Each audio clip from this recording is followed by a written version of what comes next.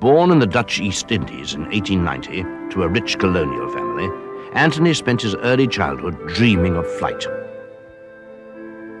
Soon he and his family would return to the Netherlands, and in particular to the city of Haarlem. After a short and largely unsuccessful academic career, though some mechanical aptitude was recognized early on, it was finally terminated in a mutual agreement between himself and his headmaster. Immediately afterwards, reveling in his newfound freedom, Anthony began to devise his first invention. He enlisted the help of friends, and later aviation colleague Fritz Kramer. The result was an explosion-proof tire. It marked the advent of an engineering prodigy. Persuading his father to fund a trip to Germany, Anthony's mind was already moving in a new direction. Peter Alting, Fokker's historian. The first school he visited wasn't good at all in Anthony's opinion.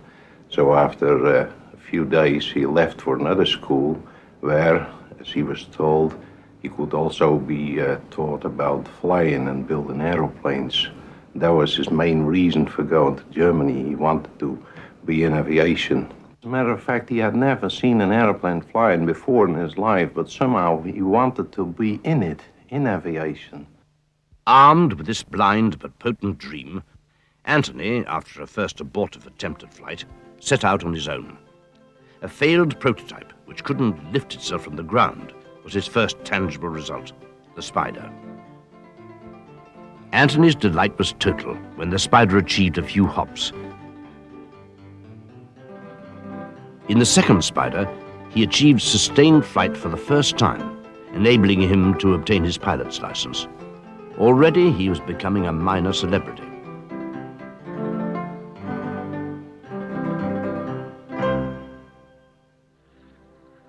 The third version would become the most significant. Created with the help of boat builder and part-time aviator Jacob Goerdiger, and with further money sent from the Netherlands by his father, it was a more sophisticated aeroplane, capable of complicated aerial maneuvers. In 1911, he took it to Haarlem for a flight over his hometown, an event he himself would relive years afterwards. The public reaction was spontaneous and euphoric, summed up in this description by an onlooker.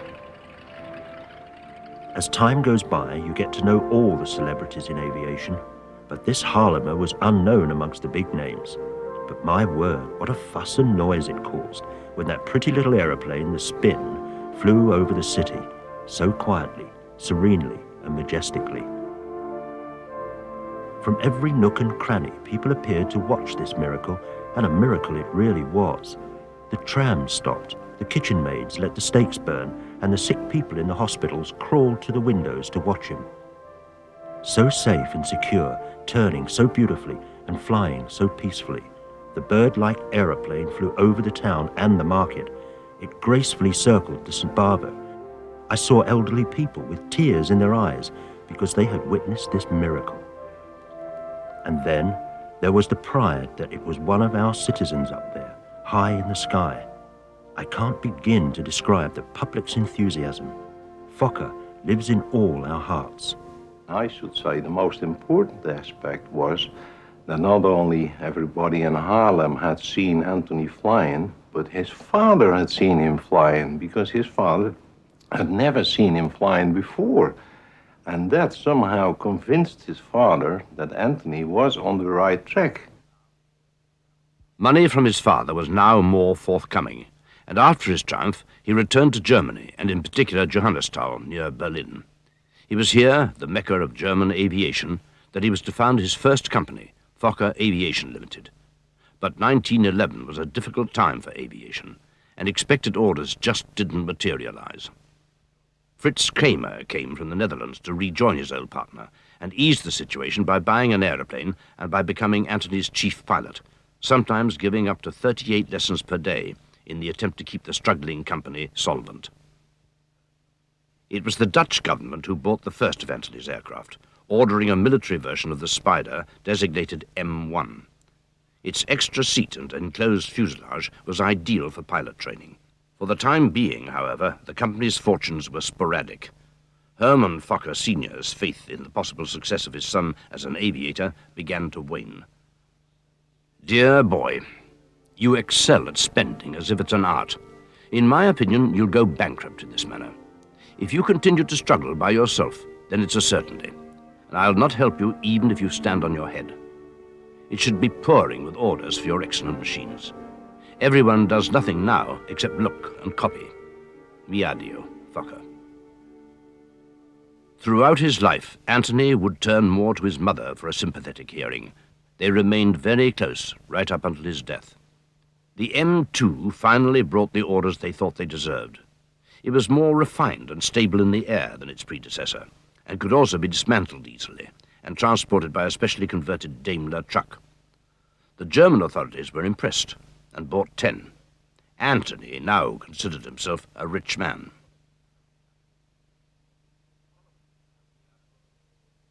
The following year, with the outbreak of war, future production would make any previous riches pale in comparison.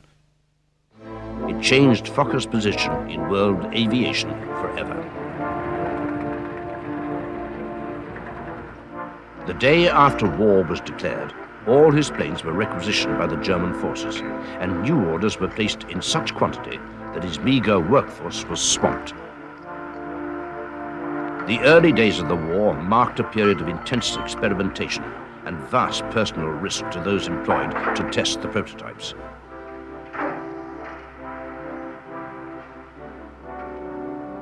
The first success was the M5. It was a light, durable, and highly maneuverable aircraft, making it lethal in a dogfight, and so beginning Fokker's formidable reputation for reliable and effective fighters. The M5 also produced Germany's flying ace, Max Immelmann, who described it as the nicest Christmas present in which I take childish delight. But apart from their planes, the German pilots had another major advantage, the synchronized machine gun. It was simple but brilliant. 2 days after being given the brief by German High Command to design it, Fokker, working together with 3 other technicians, designed a firing mechanism which was linked to the engine by means of a camshaft and lever, which meant bullets were only fired when there was no propeller blade in front of the barrel. The competing Allied designs invariably resulted in shattering propeller blades and injured or dead pilots. This destructive combination of agility and superior firepower further demoralized an already impotent Allied attack, and led to this statement in the British House of Commons by the independent Member of Parliament, Noel Pemberton Billing.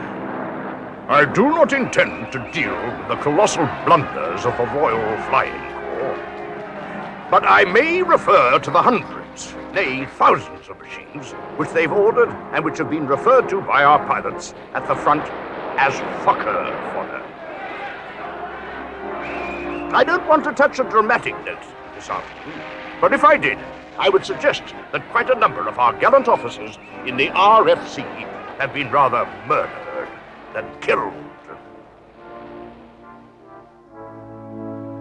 It wasn't until late in 1916 that the Allied forces introduced a similar machine, which had comparable maneuverability and firepower.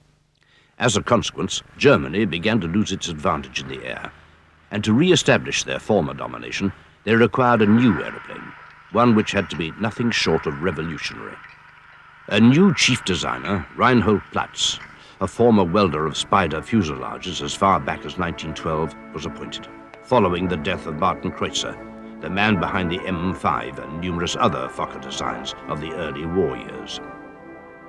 Although he'd had no formal training of any sort, his first operational success was the DR-1, or Dreidecker, the triplane in which the Red Baron, Manfred von Richthofen, made his reputation as the greatest flying ace of World War I. At this time, Antony, an irrepressible filmmaker, was recording what he found at the front line in northern France, where his designs had a devastating effect not only on Allied encampments, but also on the surrounding factories and towns. A certain degree of satisfaction was gained by his witnessing this almost blanket destruction.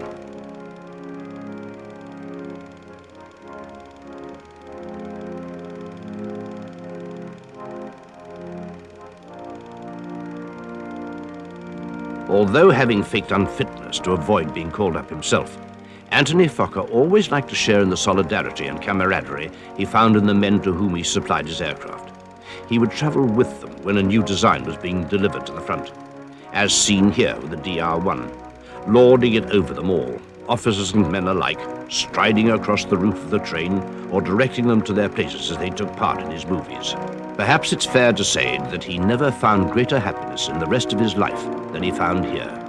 For in the very heart of the horror of World War I, he found an arena where his own powerfully developed sense of individual excellence could find an alliance with the struggle of the many.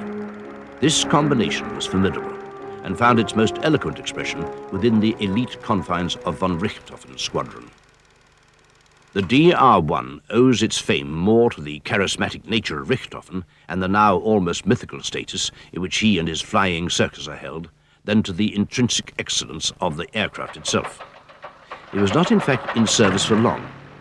Although the third wing enabled it to climb at a phenomenal rate, it also lacked the necessary speed because of it. Compromises also had to be made during building.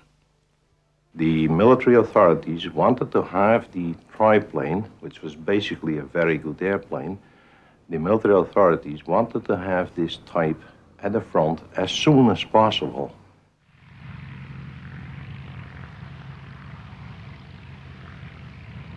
After early successes, at the beginning of 1918, it was gradually phased out at the front line, and the German forces ordered another Fokker design as a replacement. This was the D-7, and in the remaining few months of the war, it would establish itself as the conflict's most successful fighter. So great, in fact, was its influence that it was the only aircraft specifically mentioned for immediate requisition by the Allied forces in the Armistice Agreement. Its life had begun less auspiciously. The prototype which Fokker himself had flown in tests had appalling stability and would spin at the slightest provocation. If he was to meet the required competition deadline, he could not instigate any major design changes. On the night before the competition, Fokker and his small team worked secretly, extending the fuselage and enlarging the rudder in a desperate attempt to make it more stable. The next morning, the aircraft was still very sensitive, but was at least airworthy. Each designer was asked to leave the airfield before their planes were tested. Fokker affected an air of casual disinterest, commenting to the pilots on his way out that his aeroplane was specifically designed with an ultra-fast reaction time, giving it a great advantage in the air during combat, and so to remember this when flying. With this hint, he had primed them for the dangers and made a virtue out of a fault. He was also saluting his own virtuosity, both as a pilot and a designer. Such an approach made him famous. It consisted of equal measures of bravado and an almost shameless sense for self-publicity. The effect the D-7 had over the Allies was devastating, but the so-called war to end all wars was largely won and lost on the ground. The aeroplane, as a fighting machine, would find its most complete and grotesque expression in the conflict of the next generation. The war ended, and during the chaos that followed, all aircraft in Germany were rounded up for demolition by the Allied forces. No machine, if it was found, was left intact. It wasn't only airplanes that were threatened with destruction. Germany's own pioneer aviators, Messerschmitt and Dornier, had to flee from the country for fear of their lives. Anthony Fokker also had to escape. With the help of friend Bernard de Waal, he slipped out of his besieged house disguised and crossed the border by train back to the Netherlands. The factory which produced over 3,500 aircraft during the war was dismantled immediately after his departure. In later years, Fokker wrote, "During my travels, I have heard much criticism because I tied my fate to that of the Germans. The Allies blamed me for not placing myself at the disposal of the Entente. These critics did not consider that my own country preferred French aeroplanes to mine, that England and Italy hardly bothered to respond, and that due to widespread corruption, I was unable to get started in Russia. Only Germany prepared a good reception for me, even if it wasn't entirely with open arms." Upon his return to the Netherlands, Fokker, his own effervescent son dimmed by the war, immediately set about reversing his fortunes. He established a new company, straight away acquiring an order for 46 D-7s and 61 C-1s placed by the Dutch military.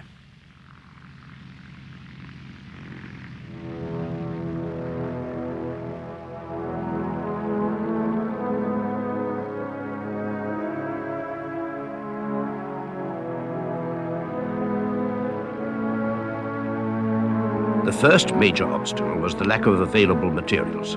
With foresight, contingency plans had been made before his enforced departure from Germany. When an Allied victory seemed inevitable, Fokker had ordered the majority of the materials from his German factories to be hidden in cellars and barns all over the country, leaving just enough behind to satisfy the Allied demolition order.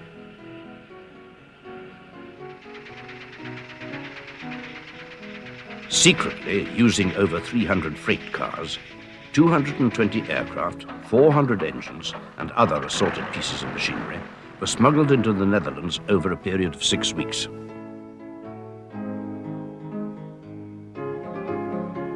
But the company's future now depended on something other than warplanes.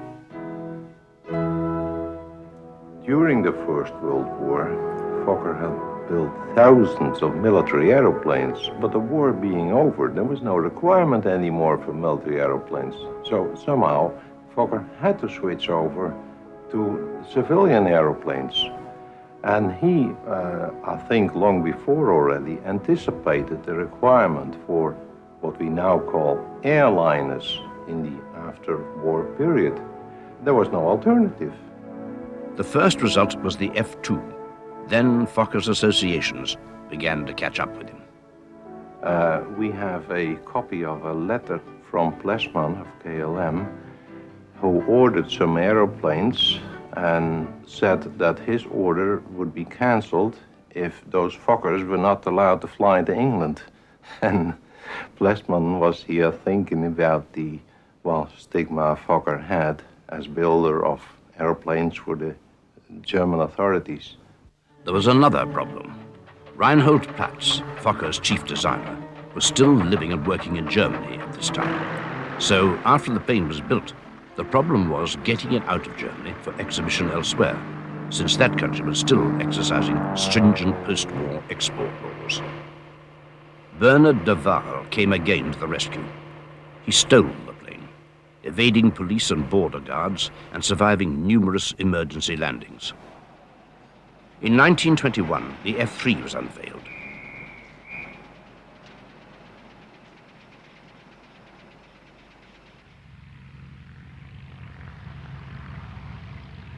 Its wider, shorter fuselage could carry 5 passengers in what looked like the recreation of a Victorian sitting room. It traded upon what had now become established Fokker characteristics. Easy assembly and quick repair, together with simple but sturdy materials, ensured that the F-3 was cost-effective as well as safe for an airline to run. Its exceptional stability, even in bad weather, meant that it kept on flying when all others were grounded. But it wasn't only KLM who bought them. They also flew in Germany, Russia, and Hungary, helping, by degrees, to reverse the reputation of Fokker from one of combat to that of civil aircraft. But the ghosts of the past couldn't be exorcised so easily or so quickly. Resentment and hatred were still present in some quarters, and with the F-3s at the Paris Air Show having to be protected from sabotage, Antony himself needed to be given a police guard. As had happened earlier with the F-2, the F-3 continued the popularization of mass air transport in Europe to such an extent that another, larger replacement was needed. What Plesman asked for, and what he received, would do more than popularize civil aviation. It would totally revolutionize it. In April 1924, the F-7 made its maiden flight to massive public acclaim. It was built with the aim of establishing a link between the Dutch East Indies and the Netherlands, and in the process became a bridge between Antony's own childhood in Java and his present-day life.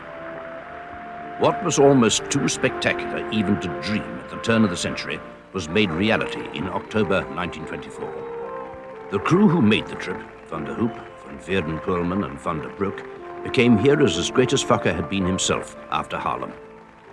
Their achievements in the eyes of the Dutch public seemed no less marvelous than those of Da Gama, Magellan and Columbus centuries before. Their feat was truly epic. It had brought the whole world within everyone's grasp, and KLM made sure that it was their name that was blazoned all over it. The trip was not without problems, but even these were turned into virtues. A near-fatal crash landing in Bulgaria gave the crew a chance to show how an aircraft almost written off could be repaired where it stood, only using the most basic of tools and materials. A whole new engine was fitted on the spot, and the undercarriage completely rebuilt. After the crash, they continued their flight, encountering no more significant problems, and arrived in the Dutch East Indies on November the 24th, nearly 2 months after their departure from Amsterdam. Their reception was rapturous. The expanse of the Dutch colonial empire could now be measured by machine.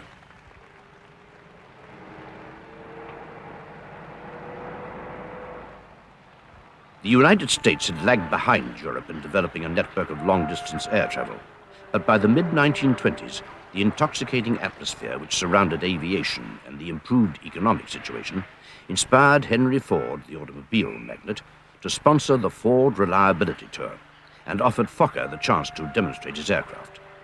He lived up to the reputation that the American press had given him. One journalist would dub it by the end the Fokker Publicity Tour. Anthony Fokker competed in an F-7, but was afraid that one engine wouldn't be sufficient. He cabled Platts back in the Netherlands to modify the design to accommodate 3 engines. The new tri-motor was complete within 8 weeks. It was dismantled, packed up, and followed Anthony across to New York. For Fokker, both the man and the company, the tour was a triumph. On each leg, he came in first, beating a whole range of other famous pilots and aircraft.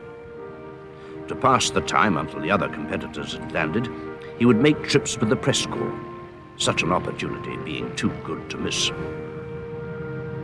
After the reliability tour, the same plane in the hands of Lieutenant Commander Richard Byrd made the first flight across the North Pole. In the sales contract, Fokker had stipulated that his company logo should be prominently displayed on the side of the plane, and Byrd may have been forgiven for thinking that his trip was yet another extravagant advertising exercise for the Dutchman.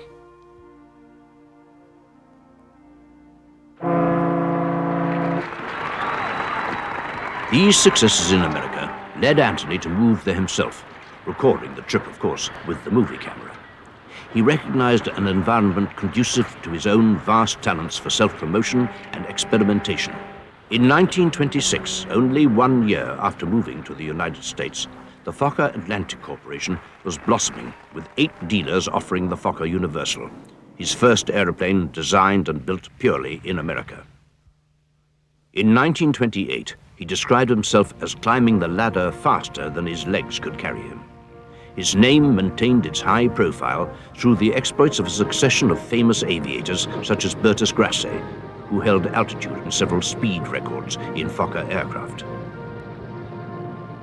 The millionaire businessman Van Leer Black was the first man to make a round trip from Amsterdam to Batavia in the Dutch East Indies, the whole trip taking only 4 weeks. It also became the first intercontinental charter flight in the world. The Dutch military aviator, Lieutenant Koppen, set a new record for the journey a few months afterwards. Carrying mail only, it took less than 3 weeks. Then, the Australian Charles Kingsford Smith became the first man to cross the Pacific from America to Australia in a tri-motor called the Southern Cross. By the late 20s, with Anthony not yet 40 years old, the Fokker Atlantic Corporation had become the biggest aircraft producer in the world. Imagination was boundless. Nothing seemed impossible.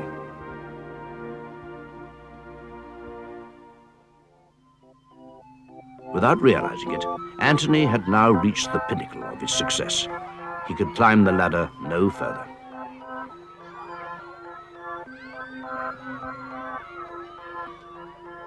Personal tragedy mirrored the upheavals of the early 30s.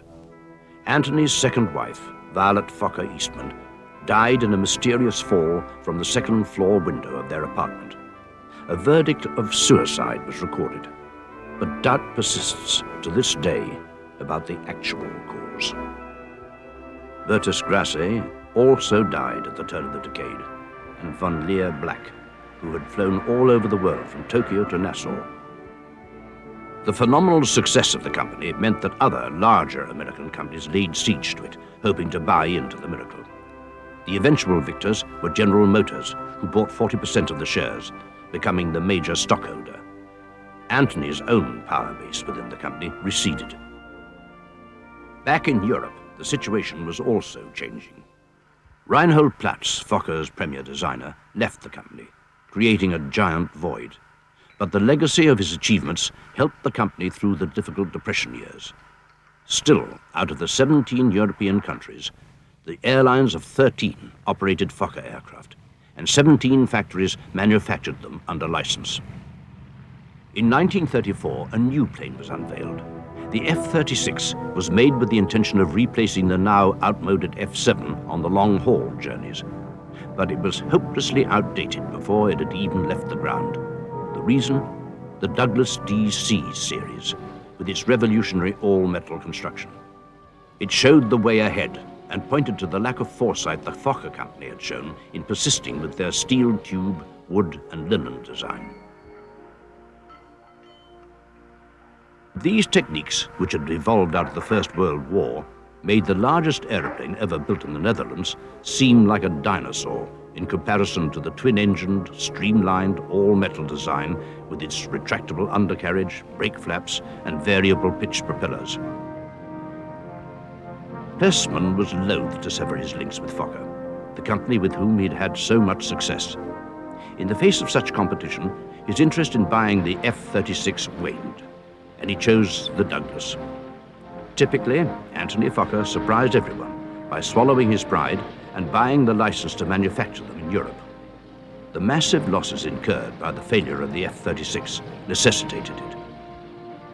His own company couldn't afford the change to all metal, and it saddened him to see the American pioneers pass him by when his own name no longer existed in that country.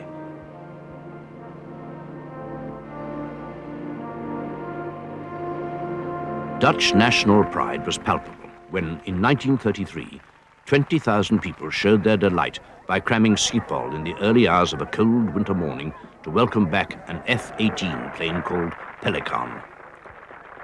It had fought through fog to set a new record for the return flight from Amsterdam to Batavia, after the gauntlet had been thrown down by the rival Dutch company, Panda. The return trip was now possible within 8 days. Each crew member was made a knight upon their return.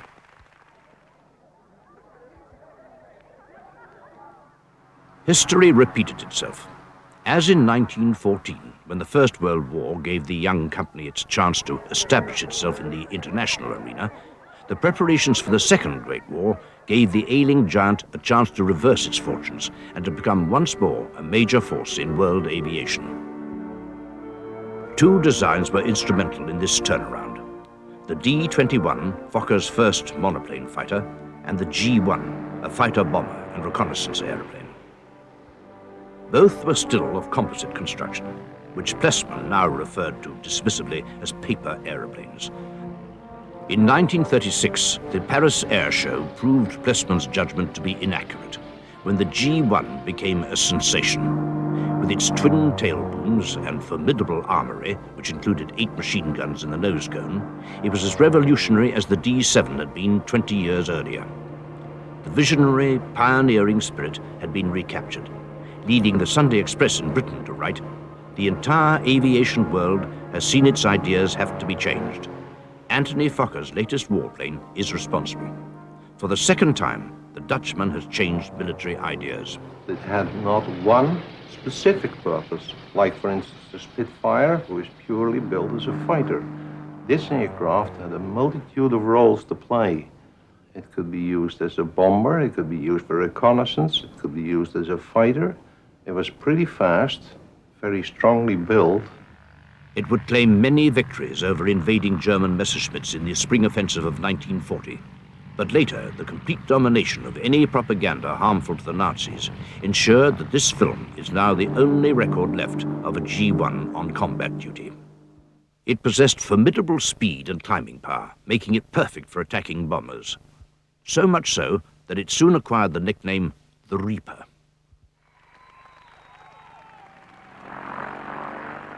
Anthony Fokker himself lived long enough to see the resurrection of his Dutch company and to see it lead the world again. Never a man to dwell on the past, his excitement and pride was obvious after the misery of the 1930s. He also lived to see the war begin in Europe and his aeroplanes fight the so-called Winter War in Finland, where the D-21 and other biplane designs, such as the C-10 and C-5, were in active service. When considered against the massive personal risks he had taken in testing so many of his early prototypes, it seems almost absurd that 2 days before Christmas 1939, he died from meningitis, contracted after a minor nose operation. The new age of aviation was a very different one from the breathless excitement of the 1920s. Following his death, the corporation took precedence over the individual, a taste of which Anthony experienced with General Motors. His position within such a situation, had he lived, can only be guessed at, but his death marks the end of the first generation of aviation. The Dutch factory continued under the guidance of Van Tyen, an aviation hero of the 1920s, famous for his single-handed flights to Japan and Batavia. Such memories were forgotten as he prepared his men and the factory for their most severe test. The conquest of the Low Countries by Nazism was irresistible. The Dutch air and land forces fought to retain sovereignty of their country, and Fokker aircraft were a major part of their defenses. But the German war machine was simply too big. Although resistance was intense, the Netherlands were overrun in just 4 days. The Fokker factory in Amsterdam was occupied immediately by the Nazis, who set about replacing all the old management with their own staff. Wilhelm Seekatz, a German friend of Anthony Fokker's and his finest salesman from happier days in the 1920s, was appointed head of the factory, replacing his old friend Van Tyen, who had been arrested and sent to Buchenwald on suspicion of collaboration with the Allies. Such cooperation had, in fact, been widespread among the Fokker employees. They smuggled out information through the underground concerning the whereabouts of the now disguised factory. They were putting their own lives at risk, not only with the Nazis, but also with the Allies, who pounded Amsterdam's industrial quarter mercilessly. The aerial bombardment, and in particular the use of fragmentation bombs, did a great deal of damage to a factory now devoted wholly to producing or repairing German war aircraft. Passive resistance was used to slow the rate of production, so even though the numbers of employees had swelled from 1,500 to 5,500, the drop in production was drastic. Because of this, 6 employees were selected and shot. The extreme damage inflicted by the Allied bombers eventually brought work to a standstill, and subsequently the factory was decentralized and spread over 40 different sites around the Netherlands. On the 5th of September 1944, the occupying Nazi forces finally gave up their war of attrition with the Dutch and fled the country. At Fokker, they carried back with them as many tools as they could, stripping bare the factory. Naturally, the joy of liberation was intoxicating after the Nazis had left. Solidarity among the employees had reached such a pitch during the war years that many offered, if necessary, to work for free, so that they could have their factory back. Reconstruction began with Van Tyen being found alive in Buchenwald. The Dutch people were exhausted, but not so tired that they didn't want to believe the legend on the float. Holland once again, a nation of aviation. Joe Cornelis, then a young aerodynamicist, recalls those days. When it finally started converting the quotas, everybody felt again back in the aviation. And it took until, I think, 1940, end of 46, that we had our own airplane again. The S-11, which was built for the Dutch Air Force to begin with, as a trainer, really caught on. The need was for a trainer suitable for both military and civil use, but with pre-war designs outdated and a wartime design staff controlled by the Nazis, the Fokker firm was forced to start from scratch. By the end of 1946, there were already 6 designs in hand. The S-11 was the first of these to go into production. Its side-by-side seating with third passenger option, plus a very low stalling speed, ensured worldwide popularity. Brazil, Israel, and Italy were amongst the governments who purchased it, some of whom manufactured it under license. This flight of the first prototype became a dance of joy for each employee. The first and most critical stage of reconstruction was over.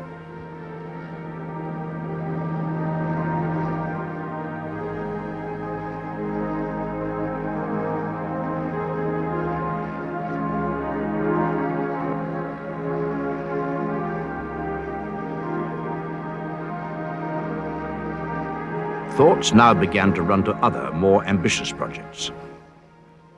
S-14 was the first jet aircraft built in Holland, designed according to a specification from a mighty military body, NATO.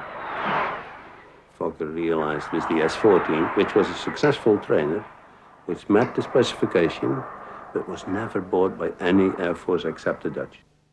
That's a small Air Force, too small to warrant serious production of, let's say, trainers or fighters or bombers. And the decision was a dramatic and traumatic decision for many people at Fokker in those days, not to design military airplanes anymore. The failure of the S-14 produced an aggressive counter-reaction at Fokker.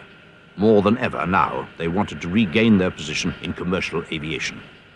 Historical symmetry worked in their favor again. The DC series, which had superseded the F-7 as the world's leading passenger aircraft, was now in need of being replaced itself. In 1955, Fokker wheeled from the hangar its answer.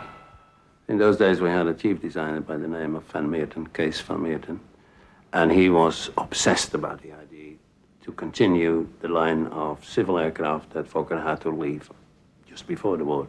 He actually fathered the whole design effort and, to a large extent, also the activities in the market. The F-27 Friendship was the world's first twin turboprop airliner and the first Fokker airliner to appear for 20 years.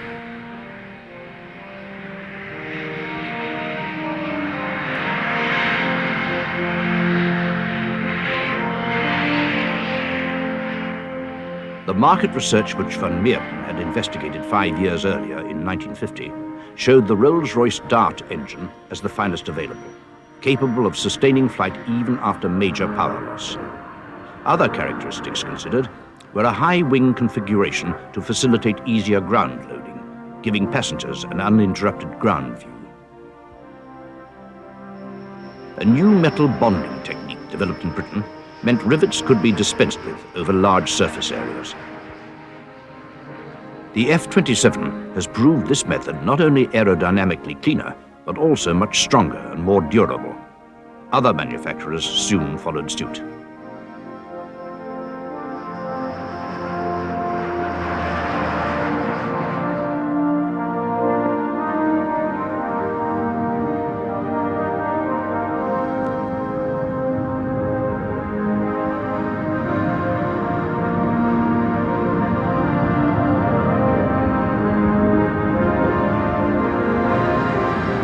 We were all surprised by the success. We based the calculations for the economic calculations on a break-even point around 70 aircraft. After we had sold 200 or so, somebody said we are going to sell 500. And that was said in some meeting, some celebration, and there was, of course, this bet taken how many it would be. They all lost. The highest bid was 600 or something. It's nearly 800. 784, I think, is the right number. The F-27 ensured a decade of prosperity for Fokker and became the springboard for their next success, the F-28, the company's first pure jet commercial aircraft. It was rolled out in the spring of 1967. Designed specifically to deal with a range of hostile climatic and territorial conditions, the stress put on the airframe is extreme, and the knowledge used to cope with these particular problems was gathered from a wide range of sources. Help in design and production came from two companies in West Germany and Short Brothers and Harland in Belfast, Northern Ireland. Such a combination would precede the European Airbus cooperation of the 1970s and 80s, where Fokker played a major part, not surprisingly, in market research.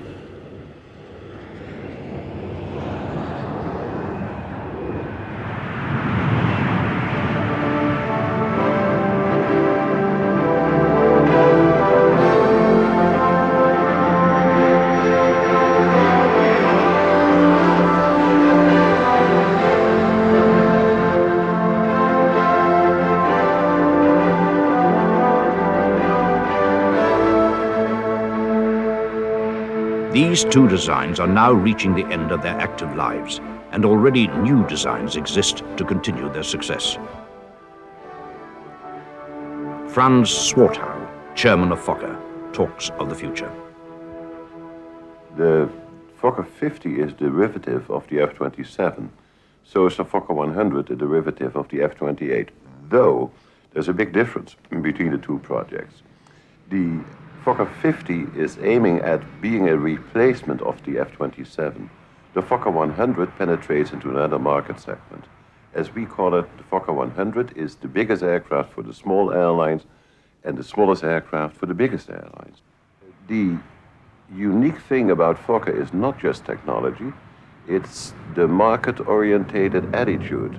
It's going back to the old trading traditions of our country. We have always been a trading nation. We are strongly market-orientated, and there is a strong interface between design technology on one side and marketing on the other side, which I think is the essence of entrepreneurship.